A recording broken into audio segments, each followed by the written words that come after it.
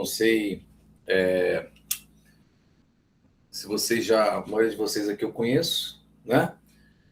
Para aqueles que eu não conheço, meu nome é Kleber Gouveia, sou professor do IESB Oeste e do IESB Sul, tá? Na matéria de direito tributário, além de outras matérias.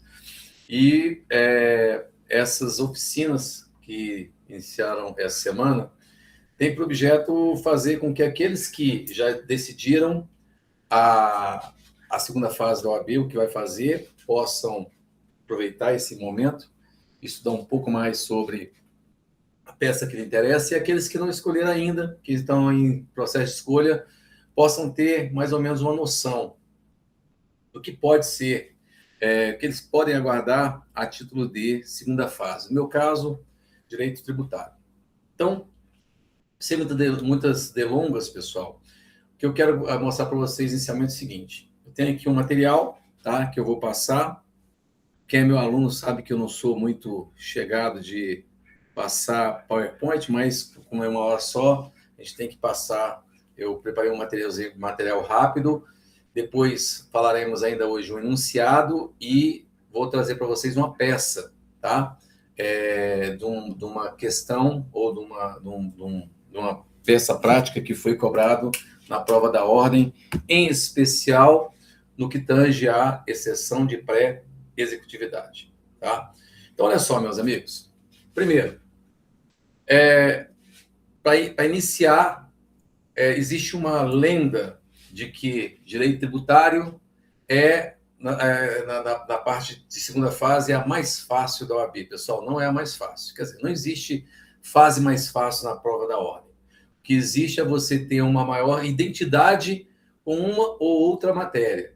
Agora, sem sombra de dúvidas, em matéria de número de peças, aquelas que são exigidas ou já foram exigidas até agora na prova da ordem, basicamente são essas que estão aqui no quadro, pessoal. Olha só. Exceção de pré-executividade, que é que nós trabalharemos hoje. Embargos à execução fiscal, ação anulatória de lançamento ou de qualquer tipo de ato administrativo realizado pelo fisco, ação de repetição de indébito, ação declaratória, ação mandado de segurança com pedido de liminar, seja ele preventivo ou repressivo, e ação consignatória, além dos recursos. Mas recurso cai muito pouco, tá, pessoal? Pode já cair, o último recurso que caiu foi referente a uma exceção de pré-executividade que foi rejeitada pelo juiz da execução.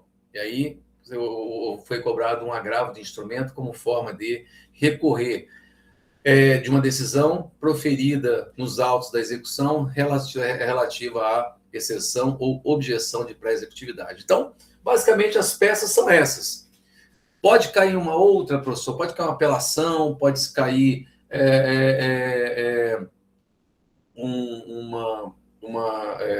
um agravo de instrumento, um agravo de instrumento também pode, mas, basicamente, pessoal, fica nesse universo aqui: exceção de pré-executividade, embargos à execução fiscal, ação anulatória, ação declaratória, mandado de segurança e ação de consignação em pagamento.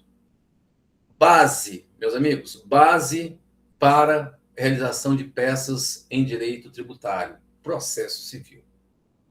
Se você estiver diante de uma execução fiscal, você tem a Lei de Execuções Fiscais, tá? que é a Lei 6.830 de 1980, e além do CTN, evidentemente, mas a base é processo civil. Então, aquele que domina processo civil não terá nenhuma dificuldade em trabalhar com uma exceção de pré-executividade, com ação anulatória, com ação declaratória, com mandado de segurança, com uma consignação em pagamento. Dessas aqui, pessoal, basicamente, nós temos a maioria das peças correm à luz ou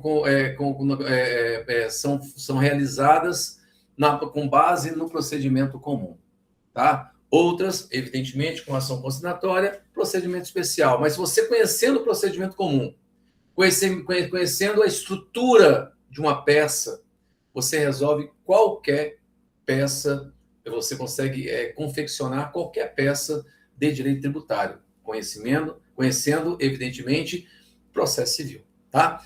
Então, vamos trabalhar hoje exceção de pré-executividade. Amanhã das 11 ao meio-dia, trabalharemos uma ação declaratória, ação anulatória, desculpe, com pedido de repetição de débito e antecipação de tutela. E na terça-feira trabalharemos um mandado de segurança repressivo com pedido de liminar. Então, antes de tudo, pessoal, quando você estuda direito tributário, para quem já estudou, já foi meu aluno, sabe que eu sempre trago para vocês em toda aula isso aqui. O que é isso aqui, pessoal? Isso aqui a gente chama de linha do tempo do tributo. E por que você tem que conhecer a linha do tempo do tributo? É impossível você enfrentar uma prova de segunda fase da OAB em direito tributário sem conhecer a linha do tempo. Até porque, pessoal, a linha do tempo vai fazer com que você exclua possíveis peças. Se eu tenho um universo de 7 ou 8 peças, eu conhecer a linha do tempo, eu já sei pelo menos o seguinte: não vou errar a peça. Agora, o meu trabalho vai ser edificar, estruturar a peça. E eu te falo, pessoal, em direito civil, por exemplo, você tem lá um universo gigantesco, inúmeras peças. Então o cara fica, será que isso aqui é uma ação anulatória? Será que é uma declaratória? Será que é uma exceção de previsibilidade? Será que é uma ação de conhecimento? Será que é o procedimento é comum? Será que é um procedimento especial? Será que é uma ação de alimentos? Será que é uma ação de indenizatória? Cara, é tanta coisa que você não sabe. Aqui não. Aqui você, conhecendo a linha do tempo, você vai eliminar rapidamente, pessoal. A linha do tempo do tributo, ela é formada por esses elementos aqui. Esses elementos são hipótese de incidência, fato gerador, obrigação tributária, constituição do crédito tributário, dívida ativa e execução fiscal. Quando você pega e coloca, joga o enunciado na linha do tempo, você vai, pelo menos, eliminar possibilidades. E eu digo por quê. Olha só, pessoal, hipótese de incidência é a lei. Todo tributo, para poder ser exigido do contribuinte, precisa de uma lei. A lei do ente tributante. Quem é o ente tributante? É a União, são os estados, municípios, Distrito Federal, e cada um tem uma competência definida pela Constituição Federal, correto? Uma vez publicada a lei pelo município, pelo estado, pelo Distrito Federal, você vai esperar o fisco. Quando eu falo fisco, pessoal, Secretaria da Receita, Fazenda Pública, é a mesma coisa. Então, o fisco vai aguardar que o contribuinte realize um fato gerador. Qual o fato gerador? Aquele descrito na lei. Uma vez realizado o fato gerador, nasce uma obrigação tributária, como, por exemplo, no nosso exemplo de hoje, o IPTU, tá? Que é o Imposto Predial Territorial Urbano, um tributo de competência dos municípios e do Distrito Federal, que é cobrado daquele que é proprietário de imóvel ou tem a posse dominus sobre o imóvel urbano. Pessoal, você recebe todo ano, você que tem um imóvel, você recebe um carnê. Não é carnê, você recebe uma notificação de lançamento tributário. O Estado precisa notificá-lo através de um ato administrativo plenamente vinculado para que você tenha o quê? Para que ele possa constituir o crédito e, eventualmente, se você não paga, seu nome vai ser inscrito em dívida ativa, numa relação de inadimplência do fisco. E aí, se lá, depois de protestado, depois de negativado, você não pagar, vai correr uma execução fiscal. O Estado vai buscar, de forma coercitiva, o recebimento daquele valor, daquela obrigação que você, que nasceu aqui, com a realização do fato que gerou a obrigação. A linha do tempo é isso, pessoal. O senhor falou que eu, conhecendo a linha do tempo minimamente, eu vou eliminar algumas peças. Exatamente, olha só. Quando você chega aqui em constituição do crédito tributário, é o momento em que o Estado vai mandar para a sua residência, no caso do IPTU, aquela notificação, falando o seguinte: você, Kleber, é proprietário de um imóvel urbano no Sudoeste, que tem valor tal, que foi aplicada a alíquota tal, e você vai pagar tanto, até o dia 25 de maio. Pessoal, se eu não pago até o dia 25 de maio, no dia 26 eu estou inadimplente. A partir do dia seguinte, o Estado já pode lançar meu nome em um cadastro de inadimplentes, que ele chama de dívida ativa do Distrito Federal. Mais do que isso, pessoal. Ele vai deixar aqui, vai protestar o meu nome, vai negativar o meu nome, e aí ele já pode, daqui, extrair uma CDA, que é uma certidão dessa dívida ativa, que é um título executivo extrajudicial capaz de ensejar uma execução fiscal. Aí você vai sofrer a execução fiscal do fisco. Então, a Receita, a Fazenda Pública do Distrito Federal, ele vai buscar, perseguir aquele valor de forma coercitiva, mandando cite o contribuinte para que pague ou tenha bens levados à penhora. Pessoal, vamos lá. Quando você fala, então, de exceção de pré-executividade, eu estou aqui... eu acho que o Gabriel está dando permissão aí, né, Gabriel? Não sei. Então, se eu parar, eu vou tirar a concentração. Vamos lá. Então, olha só. Quando você tem o seu nome lançado em dívida ativa e realizado a execução fiscal, nesse momento da execução fiscal, você é citado para pagar. Só que você é citado à luz da Lei 6.830 de 1980, que é o quê? A Lei de Execuções Fiscais. E aqui, pessoal, o Estado tem, olha só, ele tem, do momento que ele mandou a notificação para pagamento do IPTU até a execução fiscal, até iniciar a execução, o Estado tem 5 anos para realizar essa cobrança judicial. 5 anos. Existem causas de suspensão e interrupção, mas não vamos entrar agora nesse assunto, então uma hora vai ser pouco. Mas o prazo prescricional são 5 anos, tá? 5 anos o Estado tem para cobrar. Lançou, mandou a notificação para a casa do Kleber, contribuinte. Ele não pagou, lançou em dívida ativa, expediu uma certidão da dívida ativa, cobrou a dívida, ponto. Agora você está sendo o quê? Citado para pagar o valor da execução fiscal ou nomear bens à penhora. Detalhe, pessoal, o CPC de 2015, ele modificou o que nós chamamos de execução. Em que sentido? Se antes você tinha que garantir o juízo para apresentar a execução fiscal, após 2015, essa garantia de juízo não é mais necessária. Então, você pode embargar sem a necessidade de garantia do juízo. Só que a lei de execução fiscal ainda fala que, uma vez citado, o contribuinte deverá pagar, nomear bens ou nomear tantos bens quantos bastem à penhora para apresentação de um embargo. Só que o que acontece, pessoal? Tem gente que não tem como pagar, como depositar o valor de R$1 milhão de cobrança, por exemplo, de ICMS, para apresentar uns embargos. E aí, veja, apareceu o que nós chamamos de peça coringa. Quando você é executado, você pode apresentar uma defesa. A defesa à execução, em regra, são os embargos à execução. Perfeito? Só que, quando você fala de embargos, à luz da Lei 6.830 de 1980, há necessidade de você garantir o juízo. Você faz o depósito do valor equivalente à cobrança e você vai apresentar a sua defesa. Você garante juízo e aí tem 30 dias para apresentar os embargos. Só que eu posso estar diante de uma questão, uma questão que pode ser conhecível ou conhecida de ofício pelo juiz, que a gente chama de normas de ordem pública. E quando você está diante de uma situação de uma causa de ordem, uma causa de norma de ordem,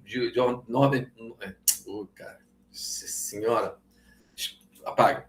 Quando você está diante de uma situação que o juiz pode conhecer de ofício, ponto, você tem um plano B.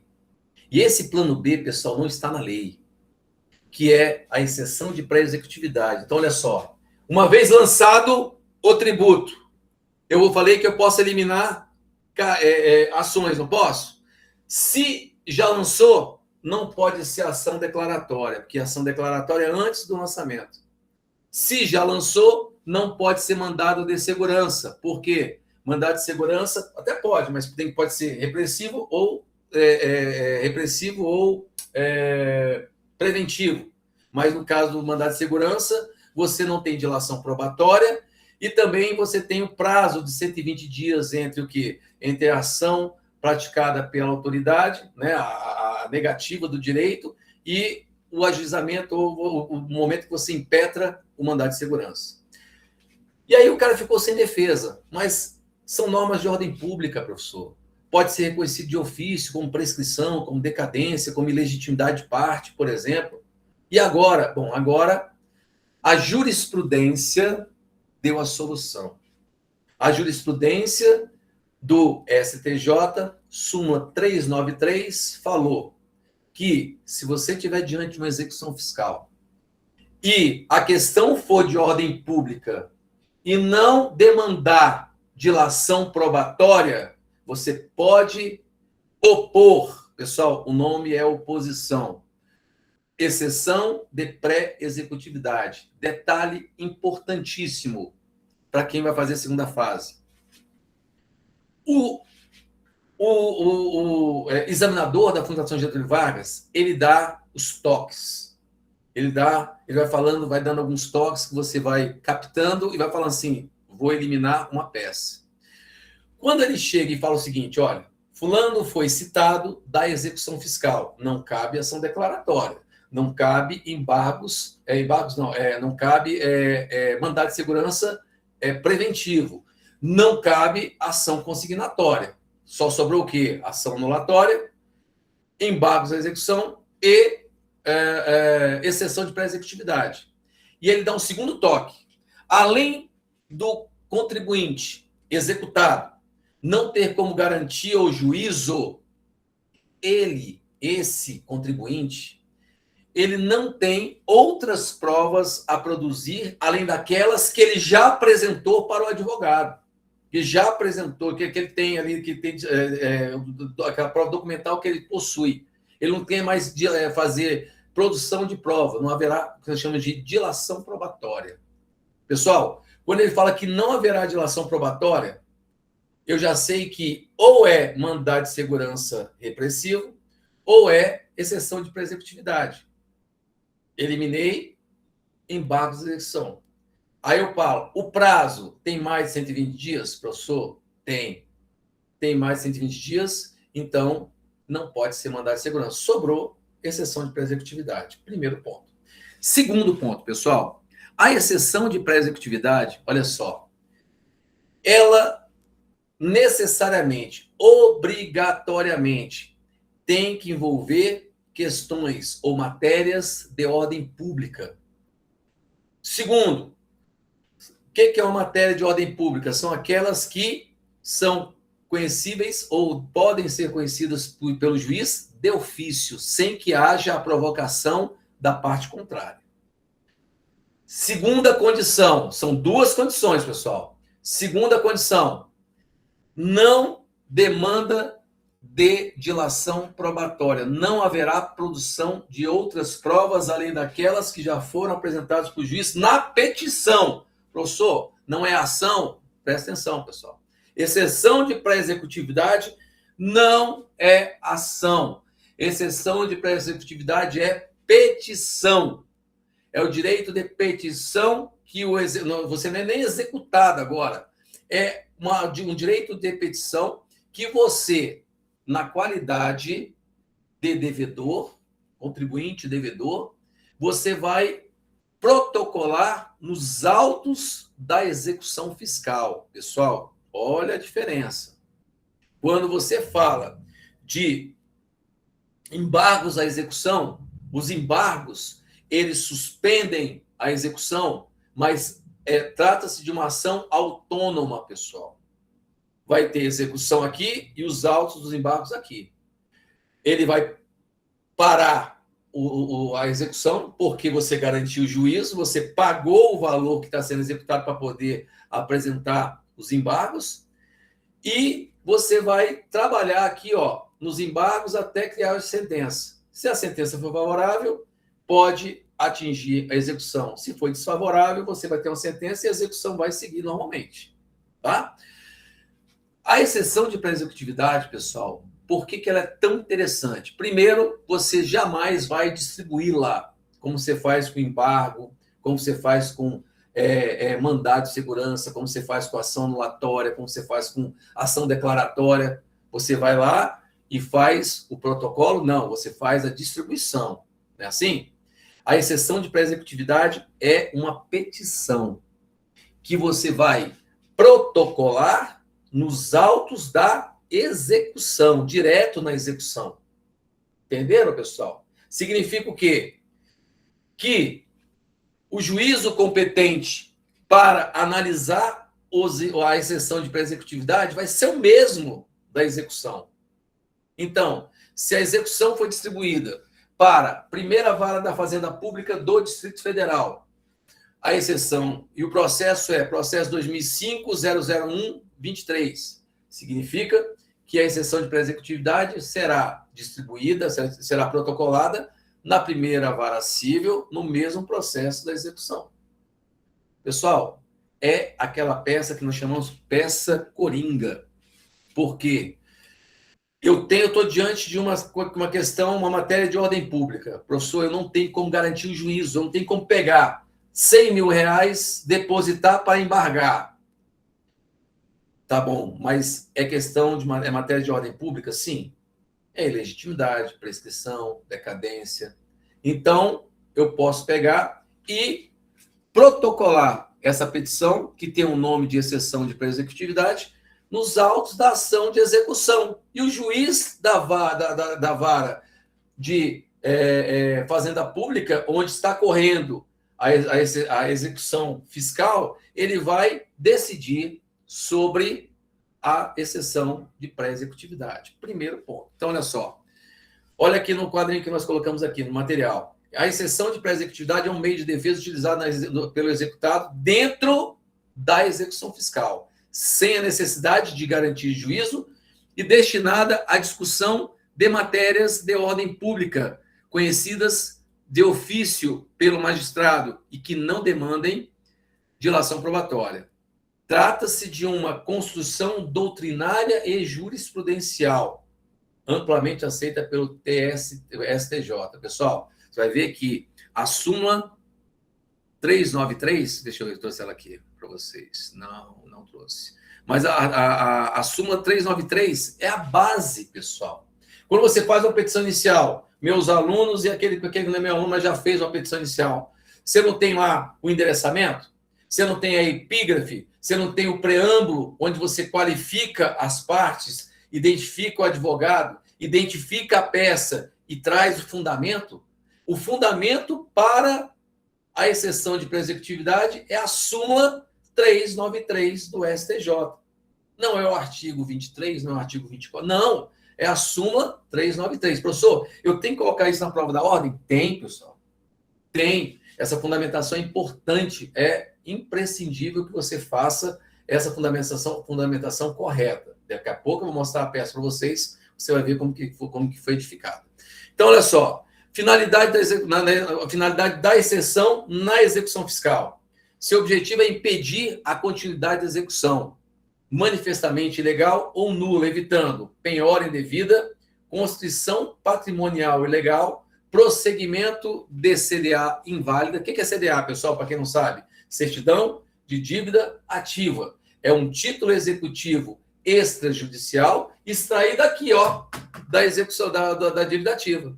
A dívida ativa é uma relação de inadimplentes. Dali, o fisco, quando quer cobrar judicialmente, ou seja, quando ele quer ajuizar uma execução fiscal, ele tira uma certidão, e a certidão é a própria petição inicial da execução.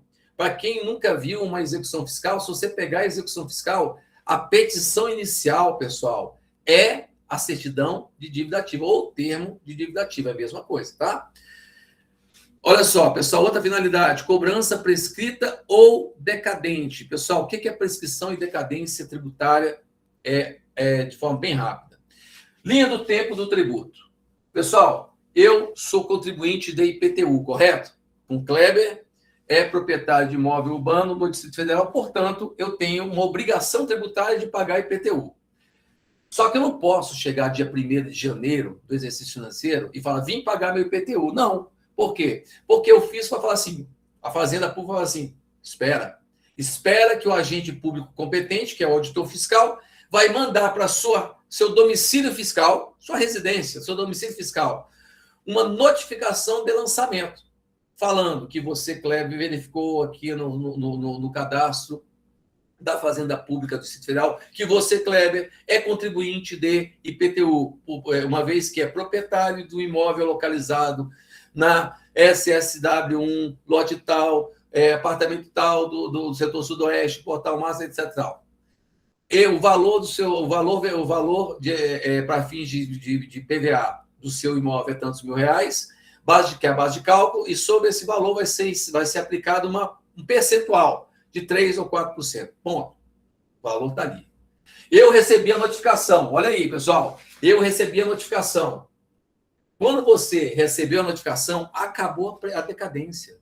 Decadência, pessoal, é quando o Estado perde o direito potestativo de cobrar. Ou seja, quando que nasceu a minha obrigação tributária? Dia 1º de janeiro. Dia 1º de janeiro eu realizei o fato gerador do IPTU. Só que o Estado, ele tem, depois que eu realizo o fato gerador e nasce a obrigação tributária, o Estado tem 5 anos para cobrar. Veja só, pessoal, para lançar, desculpe. O Estado tem 5 anos para mandar essa notificação para minha residência. Então, eu realizei o fato gerador esse ano, 2026. O Estado tem 5 anos para poder mandar a notificação na minha casa para pagar. Ah, professor, não tem que ser no mesmo ano, não? Não necessariamente. Ele pode mandar no ano seguinte, pode mandar daqui a 2 anos, daqui a 3 anos, até 5 anos. Se ele não enviar para minha residência, meu domicílio, a notificação em até 5 anos, o direito do Estado decaiu. Pessoal, caducou. Ele não pode fazer mais nada. Perdeu o direito potestativo de cobrar. Pessoal, veja só. Isso é decadência, pessoal. Mas, professor, e a prescrição? Olha a diferença da prescrição. A prescrição, mesmo exemplo, eu realizei um fato gerador descrito na lei, na hipótese de incidência. Tenho a obrigação tributária de pagar IPTU. Recebi a notificação na minha casa, falando que eu teria que pagar o IPTU até o dia 30 de maio de 2026. Não paguei, recebi, olhei, não paguei. 30 dias eu tenho para quê? Para impugnar administrativamente. Fala assim, não é meu, eu não sou contribuinte desse apartamento, porque eu já vendi esse apartamento. Esse apartamento foi vendido há 2 anos e está chegando ainda IPTU no meu nome. Está errado. Eu posso administrativamente chegar e falar o seguinte, olha, não devo, procure o contribuinte correto. Mas eu não fiz nada, eu sou proprietário. Eu recebi a notificação e simplesmente eu não fiz absolutamente nada.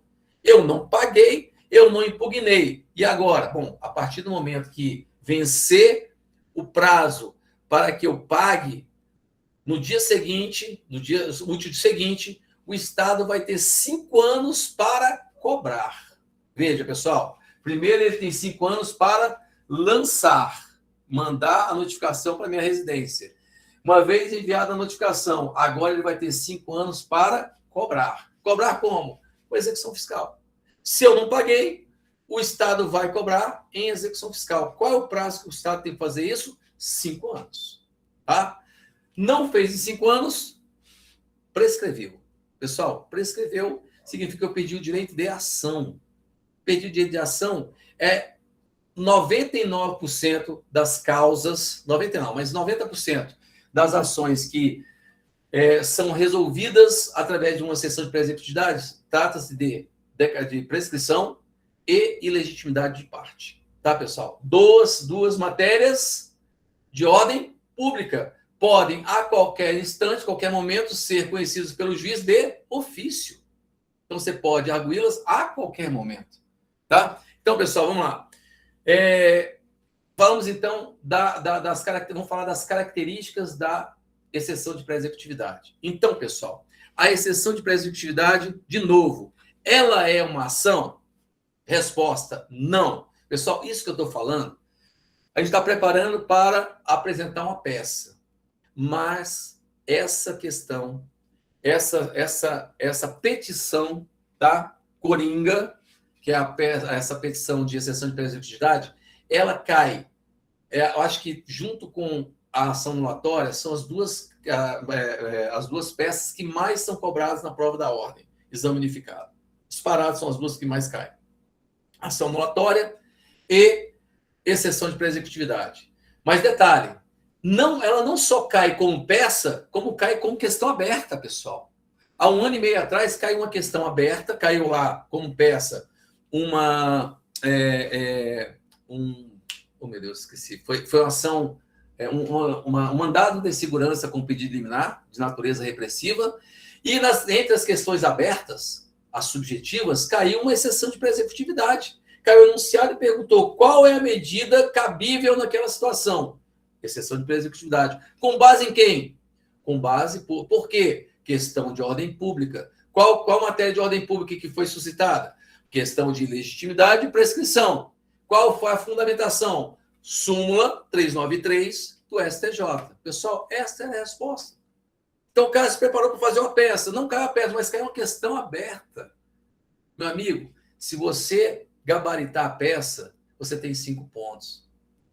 5 pontos vale a peça. E o resto? Bom, o resto são as questões abertas. Se eu acertar uma questão dessa aí mais a minha peça, são 6 pontos é que eu preciso para ter minha carteira vermelha. Você não precisa ter mais de 6. 6 pontos já está aprovado. Menos de 6 você vai para a repescagem. Mas mais de 6, seja 6, 6,5, 6,30, 6,40, 7, 10, você vai ter a mesma cor de carteira, meu amigão. Então você tem que lutar pelos seus 6. Se vier 10, ótimo. Mas se chegar a 6, está tudo certo. Tudo certo. O importante é que você passe. E aí você tem que conhecer o quê? A base do direito material. É fácil, segunda fase da OAB? Mais ou menos. Em tributário, mais ou menos. A peça para identificar, muito fácil. Agora você tem que saber o direito material. Se você não conhecer o direito material, esquece. Agora, se você conhece o direito material e você conhece processo civil, meu amigo, tá aprovado. Está aprovado em segunda fase. Então, vamos lá. Cabimento, a peça é cabível quando a matéria, pessoal, olha só. Isso aqui são exemplos de matérias de ordem pública que pode ser alvo de uma exceção de pré-executividade. Detalhe, exceção de pré-executividade. É petição? Sim. Você distribui? Não. Tem custos processuais? Não. Se você for rejeitado, você paga honorários advocatícios de sucumbência? Não. Se for exitosa, você recebe honorários de sucumbência? Recebe, pessoal. Então, é tudo de bom. Né? Você tem que saber fazer uma exceção de pré-executividade. Então, olha só. Pode ser conhecido de ofício. Quais são os exemplos? Prescrição, decadência, nulidade da CDA, que é a certidão de dívida ativa, ilegitimidade passiva, ausência de pressupostos processuais necessários, falta de citação válida, incompetência absoluta do juízo, pagamento já realizado e documentalmente comprovado. Meu amigo, olha só o espectro.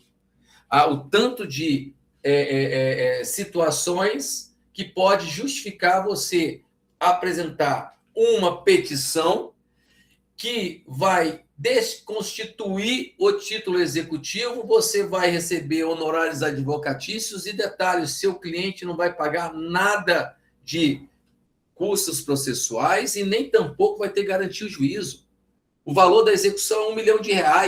Eu estou diante de uma situação de prescrição. Eu não preciso garantir o juízo, depositar R$1 milhão para embargar.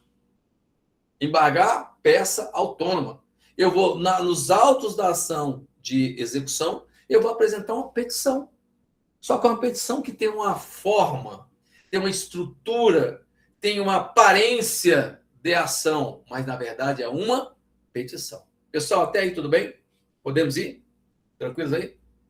Sim, não, mais ou menos, tá beleza? Tranquilo. Pessoal, é rápido mesmo, tá? Porque, já passaram 35 minutos. Mas vamos lá, pessoal.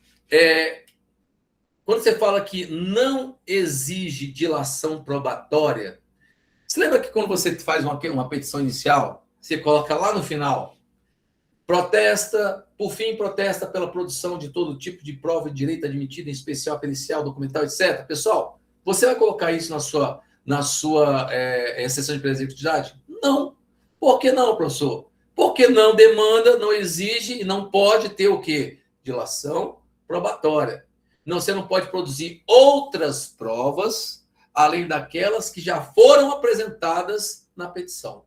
Se você, excelência, eu quero fazer uma prova, eu preciso fazer uma prova pericial. Rejeitado a exceção de pré-executividade. Por quê? Porque, contrariando a súmula 393 do STJ, o recipiente pretende produzir outras provas além daquelas que já foram apresentadas. Pronto.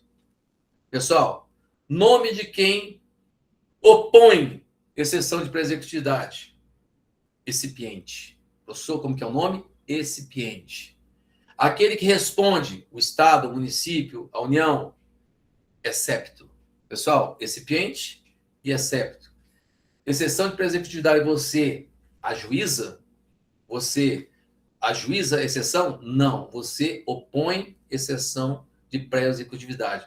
Professor, eu li um livro que não tem exceção de pré-executividade, tem objeção de pré-executividade. Pessoal, é a mesma coisa, são sinônimos. Exceção de pré-executividade ou objeção de pré-executividade é a mesma petição, beleza?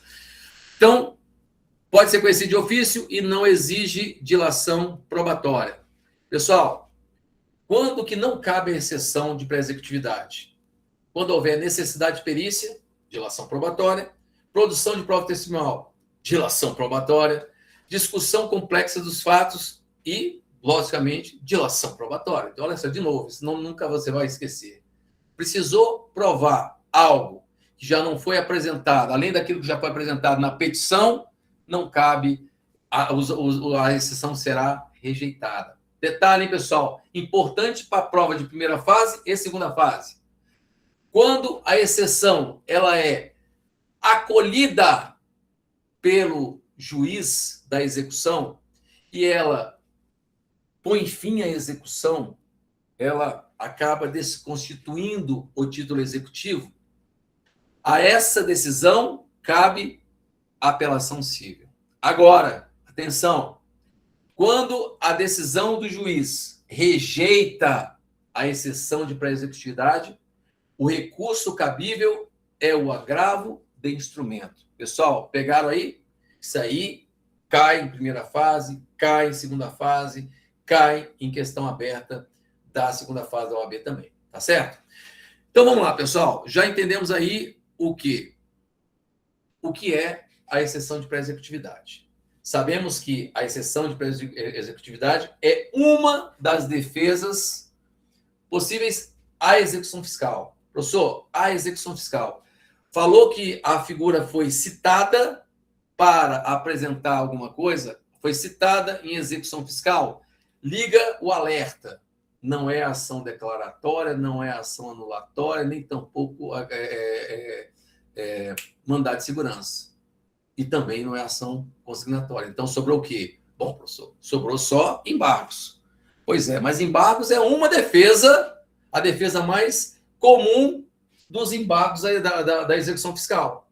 Mas, quando você fala de embargos, o nosso amigo aqui, examinador, ele vai dar um toque. Ele fala assim, fulano de tal foi citado e já declarou para o advogado, para você, advogado, que não tem como garantir juízo. Está desempregado, não tem como garantir o juízo. Pessoal, quando falou não tem como garantir o juízo, ele já está falando o seguinte, não pode ser embargos. Ele está falando que, olha, amigão, é uma exceção ou uma objeção de pré-executividade. Ponto.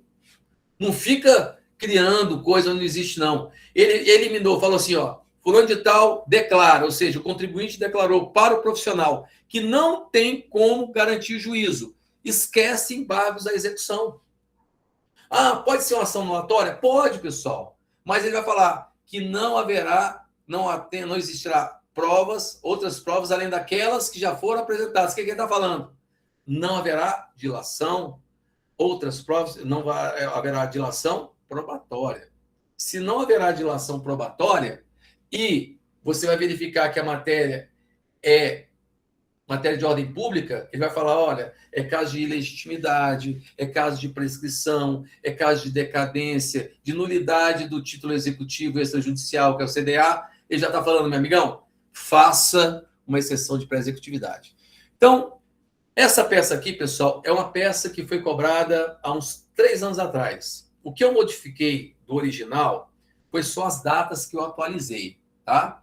Mas é o mesmo enunciado. Vamos, olha só como cai uma exceção de pré-executividade e como o próprio examinador já dá vários toques que é exceção. Ele fala assim, em 2017, João ingressou como sócio na sociedade delimitada. Bom, como já trabalhava em outro local, João preferiu não participar da administração da sociedade. O que você está falando? O João não é sócio administrador, ele é só um sócio investidor. É um sócio comum, mas não tem qualquer poder de comando ou de gerência ou de gestão dentro da sociedade empresária. Isso aí tem a ver? Tem, pessoal, porque o CTN fala que não será atingido os bens. Ah, que bom, Diana. Não será atingido os bens daquele que não tem o quê? Não tem a gerência. Aquele sócio standard, aquele que não tem a administração da sociedade, ele não pode ter os seus bens atingidos por uma execução fiscal. Só se houver o quê? Uma desconsideração da personalidade jurídica, mas aqui não fala nada sobre isso. Então, vamos lá. Como já trabalhava em outro local, João preferiu não participar da administração da sociedade. Em janeiro, olha só, pessoal, em janeiro de 2024, quando que João entrou? 2017. Em janeiro de 2024, o município X, ao verificar que a sociedade D deixou de pagar IPTU lançado em 2016, pessoal, lançou em 2016, o prazo prescricional, veja, já houve o lançamento. Se ele falou que houve o lançamento, significa que não é mais caso de decadência, porque decadência é quando o Estado não lança, não cobra. Ele já lançou, já mandou a notificação para a empresa. A empresa recebeu, não contestou e não pagou. Então, agora ele tem 5 anos para quê? Para cobrar. Como que o Estado cobra? Execução fiscal. Aí fala o seguinte, para pagar IPTU lançado em 2016, referente ao imóvel próprio em que tem sede. Ou sede de quem, pessoal? Não é sede do João, não. Da casa do João, não. Sede da sociedade dele. Escreveu a sociedade em dívida ativa e ajuizou a execução fiscal em face dessa. Ou seja, a primeira execução foi promovida contra a sociedade, legítimo. Visando a cobrança do IPTU e dos acréscimos legais cabíveis. Após a citação da pessoa jurídica, veja, primeiro foi citado a empresa, que não apresentou defesa e não garantiu a execução. Pessoal, não garantiu a execução, não houve o quê? Garantia do juízo, tá? A Fazenda Municipal solicitou a inclusão de João no polo passivo da execução fiscal, em razão de sua participação societária na executada, o que foi deferido pelo magistrado. João, citado em fevereiro de 2004, procura um advogado e explica que passa por uma grave situação financeira e não poderá garantir a execução. O que o examinador falou aqui, pessoal? Não é execução, não é embargos à execução. Não tenho como garantir o juízo. Então, não pode ser embargos à execução, porque a Lei 6.830, ela disciplina que, ao ser citado da execução fiscal, o contribuinte poderá pagar o valor em 5 dias ou nomear bens à penhora para fins de garantia de juízo e apresentação de embargos. Ele é citado, ele pode pagar, finalizou, extinguiu, mas ele pode pagar para, que a gente chama de garantir o juízo, pode ser com dinheiro, pode ser com bens, eu falo assim, não tem como pagar não, mas eu vou dar aqui uma casa que vale exatamente o valor da execução para poder contestar. A contestação é chamada de embargos à execução. Veja, ele apresenta o bem é ofertado, apresentado à Fazenda Pública, a Fazenda Pública fala ok, e aí, a partir desse momento, ele tem 30 dias para apresentar embargos. Só que nada disso aconteceu. João foi citado em fevereiro de 2024. Procura um advogado e explica que passa por uma grave situação financeira e não tem não poderá garantir a execução, excluiu embargos da execução. Além de que não possui qualquer bem passível de penhora. Veja, ele não tem como pagar e não tem qualquer bem para oferecer a penhora. Ao analisar a documentação trazida por João, o advogado verifica que há prova documental inequívoca de seu direito. O que ele está falando? A prova que tem lá já é suficiente para provar o direito de João. Portanto, não haverá dilação probatória. Pessoal, pegaram aí o tanto de dica que o examinador dá para você excluir peça. Ele está falando, exclua os embargos. Exclua os embargos. Por quê? Porque, primeiro, não tem como garantir juízo. Exclua os embargos. Por quê? Porque não tem dilação probatória. Aí vai.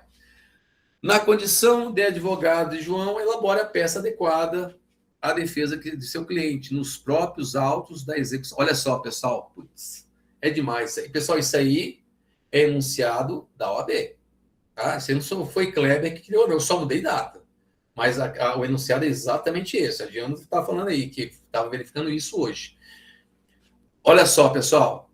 Assim, na condição de advogado de João, elabore a peça adequada à defesa de seu cliente nos próprios autos da execução fiscal. Pessoal, o que você protocola nos autos da execução fiscal? Exceção de pré-executividade. Porque se fosse embargos à execução, seria distribuído de forma autônoma. Tá certo, pessoal? Então, vamos lá. Então, vamos lá agora. Vamos falar aqui. Eu trouxe o gabarito comentado, tá? Para vocês, esse gabarito comentado aqui é o da própria FGV. João deverá oferecer o quê, pessoal? Exceção de pré-executividade. Pode ser objeção? Pode. Peça que não exige garantido de juízo e que é cabível nos casos que não é preciso dilação probatória, ou seja, todos os argumentos podem ser demonstrados de plano.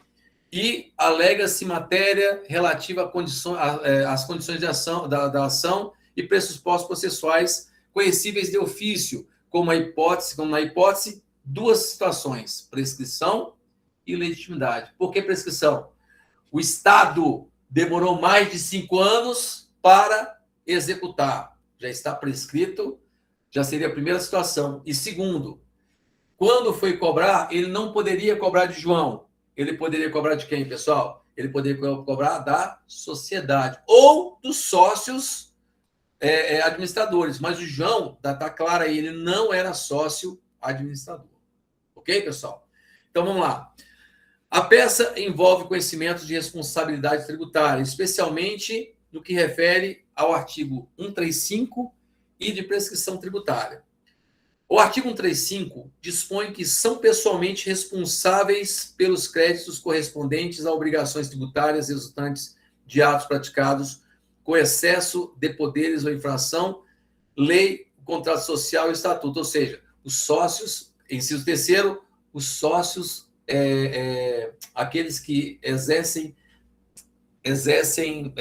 poder de mando ou de administração da sociedade. João não era nada, ele era só o quê? Um mero cotista, ele era um mero sócio, ele não participava da gestão do negócio. E o artigo 135, inciso terceiro, fala que tem que ser o quê?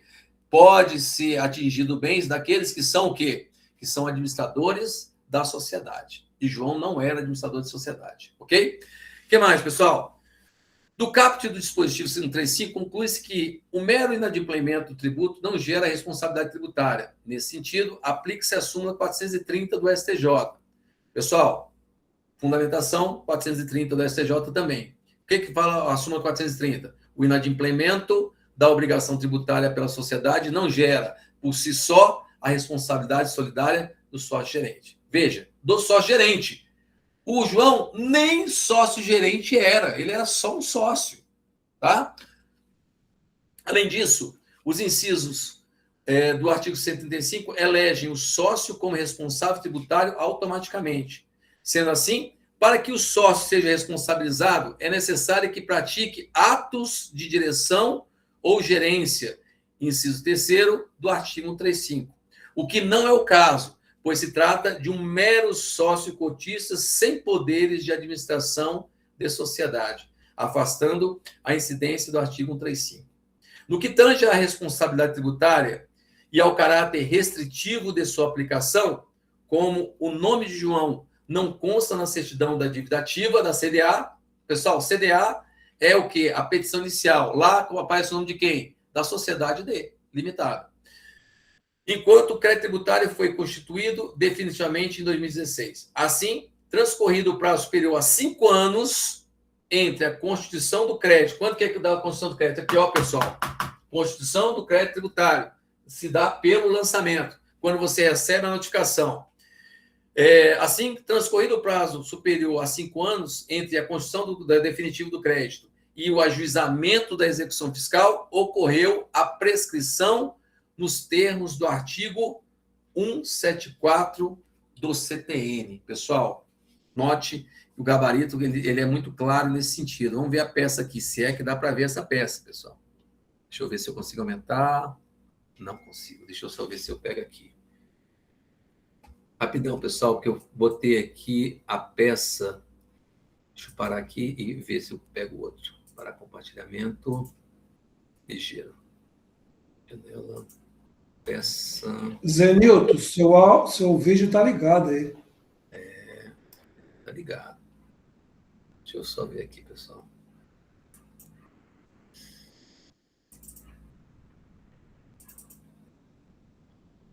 Puxa vida, cadê? Peça. Vamos aqui, pessoal. Vou colocar a peça aqui para vocês agora. Apareceu? Apareceu aí, né, pessoal? A peça.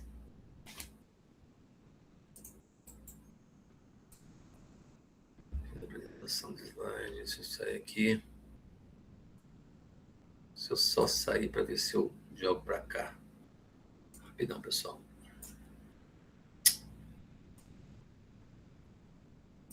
Vamos lá, pessoal. Tá aqui a peça. Olha só. Primeira coisa da peça, pessoal. Todos estão vendo aí? Tudo ok? Maravilha. Então lá. Endereçamento, pessoal. Endereçamento básico de uma peça tributária. Atenção.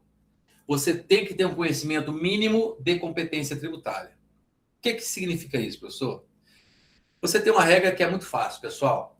Se o tributo for de competência da União, o juízo competente é a Justiça Federal.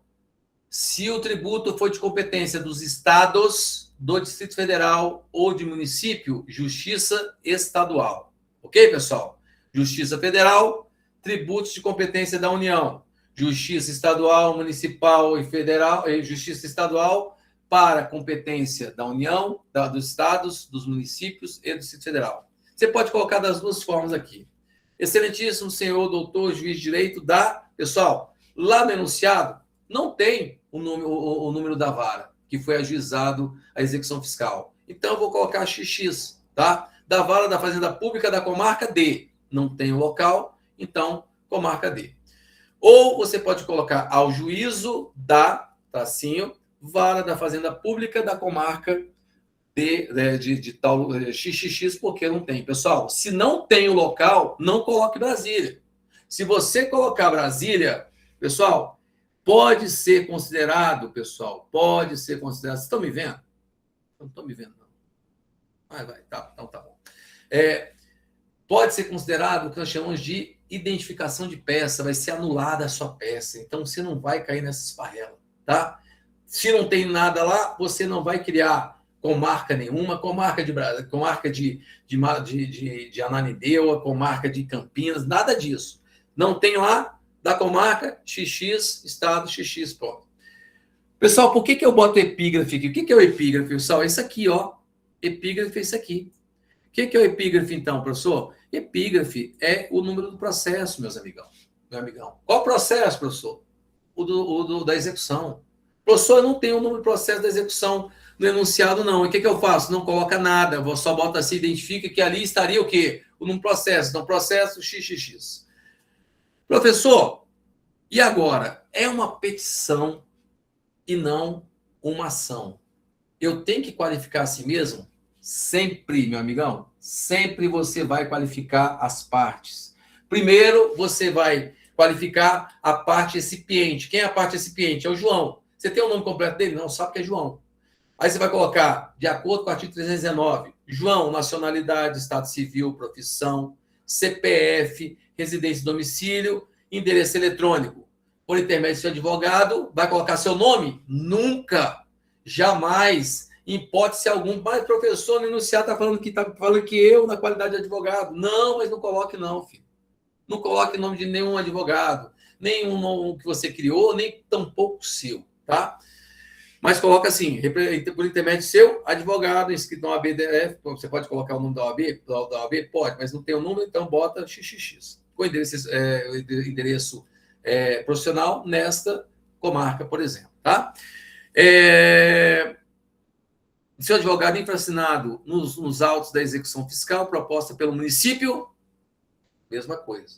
Vai qualificar o excepto. Pessoal, quem é o excepto? É o município. Poderia ser o Estado? Bom, se o tributo fosse estadual, seria o Estado. Poderia ser o Distrito Federal? Poderia, se o tributo fosse de competência do DF. Poderia ser a União? Poderia, se fosse o tributo de competência da União, tá? Vai colocar aqui município tal, pessoa jurídica de direito público interno, inscrito no CNPJ tal, com sede administrativa em tal lugar, vem respeitosamente à presença de Vossa Excelência, com fundamento no artigo 5º, nos artigos 135 e 134, súmula, pessoal, essa aqui você não pode esquecer, súmula 393 do STJ e jurisprudência consolidada do STJ, opor, pessoal, exceção você não ajuiza, você opõe, exceção de pré-executividade ou objeção de pré-executividade, aduzindo, para tanto, as razões de fato e de direito que passa a expender. Pessoal, primeiro, cabimento e tempestividade. Coloca. É tempestivo por quê, pessoal? Porque exceção de pré-executividade você pode opor a qualquer momento por ser matéria de ordem pública. Ponto. Só isso.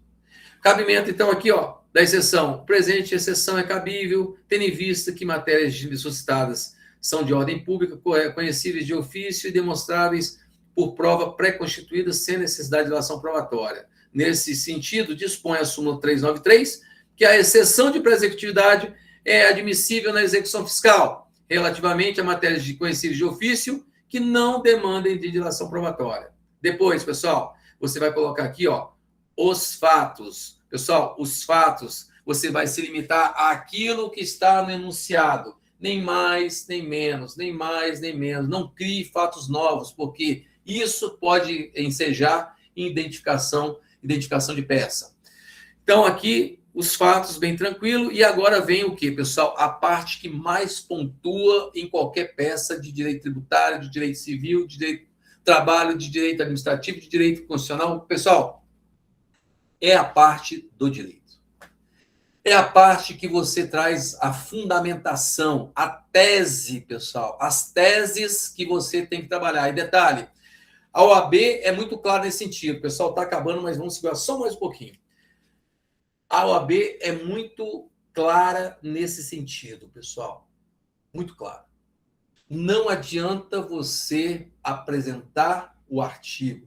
Não adianta você apresentar a súmula. Não adianta você apresentar nada se você não elaborar a sua tese. A pontuação máxima é fundamentação mais tese. Fundamentação por si só não gera pontuação nenhuma. Fundamentação com tese gera pontuação máxima. Detalhe, fundamentação, elementos argumentativos mais os pedidos finais representa 2,6 no universo de 5. É mais de 50% da nota da peça está aqui. Não adianta você endereçar de forma perfeita, de você colocar os fatos de forma maravilhosamente parafraseada, você qualificar se você negligenciar a parte relativa aos fundamentos, à apresentação das teses. Então, da prescrição do crédito, primeira tese. Então, onde está aqui? 174. Olha só. Artigo 174 fala: a ação para cobrança de crédito tributário prescreve 5 anos. Está aqui o fundamento. E agora? Agora você apresenta aqui a sua tese. No caso concreto, O crédito tributário foi constituído definitivamente em 2016, enquanto a execução fiscal somente foi ajuizada 5 anos entre a Constituição definitiva e o crédito tributário, e o ajuizamento da execução fiscal, impondo-se o reconhecimento da prescrição. De novo, aqui mais. Segunda tese, da ilegitimidade passiva do recipiente. O retiramento da execução ao sócio somente é possível nas hipóteses previstas no artigo 35.3. Isso é, quando comprovada a prática de atos com excesso de poder ou infração, contrato social ou estatuto. Todavia, o recipiente, veja só, pessoal, jamais exerceu funções da administração. Por que eu estou fazendo aqui? Eu estou trabalhando a minha tese, eu já apresentei a fundamentação e agora estou trazendo a tese, tá? Aí o Superior Tribunal de Justiça consolidou o entendimento por meio da súmula 430, que diz tal: assim, revela-se manifestamente ilegítima a permanência do recipiente no polo passivo da execução fiscal. Dos pedidos, pessoal, olha os pedidos da exceção. Diante do exposto, requer o recebimento e o processamento da presente exceção de pré-executividade, a intimação da ECEPT ou do ECEPT do município, para querendo manifestar-se o reconhecimento da prescrição do crédito tributário nos termos. Veja, pessoal, pedidos você tem que apresentar o pedido e fundamentar, tá? Nos termos do artigo 174 do CTN, com a consequente extinção da execução nos moldes do artigo 487.2 do CPC. Subsidiariamente, ou seja, se não for reconhecido isso, o reconhecimento da ilegitimidade passiva do recipiente. Por quê, pessoal? A simples alegação de prescrição já seria suficiente para quê? Para desconstituir o título executivo. Em relação a quem? Em relação a João. Tá? Então, o João já sairia ileso, digamos assim, da execução fiscal. Mas, se não, subsidiariamente, ou seja, se não for reconhecido isso, que seja reconhecido a ilegitimidade passiva do recipiente, com a sua exclusão do polo passivo da execução fiscal. Requer a condenação da ECEPT ao pagamento de honorários advocatícios sucumbenciais na forma do artigo 85 do CPC. Pessoal, pedido e fundamentação. Pedido e fundamentação. Uma observação importante aqui para que você não erre no finalzinho da sua peça. Está tudo certo, meu amigão. Você endereçou de forma correta, você colocou a epígrafe, você colocou o preâmbulo, você colocou cabimento e tempestividade, narrou os fatos de forma perfeita, apresentou a tese da prescrição, apresentou a tese da ilegitimidade passiva e agora você nos apresentou todos os pedidos e no final você fala assim: protesta pela produção de todo tipo de prova em direito admitida. Meu amigo, se uma das condições da exceção de pré-executividade é exatamente a ausência de ilação probatória, você não pode protestar por produção de outras provas além daquelas que já foram apresentadas, correto? Então, não haverá, você não vai colocar, não vai pugnar pela produção de novas provas. E que mais? Não é ação, é petição. Portanto, não tem valor da causa, pessoal. Da causa o valor de tantos mil. Meu amigão, não tem valor da causa. Por quê, professor? Toda ação não tem toda ação, mas não é ação, é petição. Então, não tem valor da causa, tá bom?